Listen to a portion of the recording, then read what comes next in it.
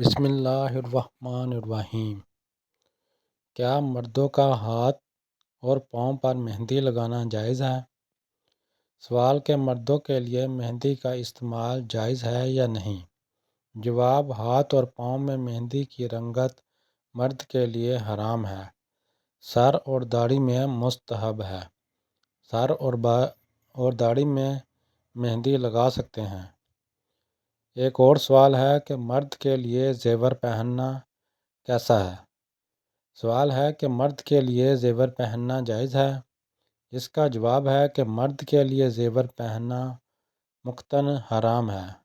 مرد کے لیے سونے کی انگوٹھی، کڑی یا بالیاں حرام ہے، البتہ چاندی کی ایک انگوٹھی مرد کے لیے جائز ہے جس کا وزن 4.5 ماشے سے زیادہ نہ ہو۔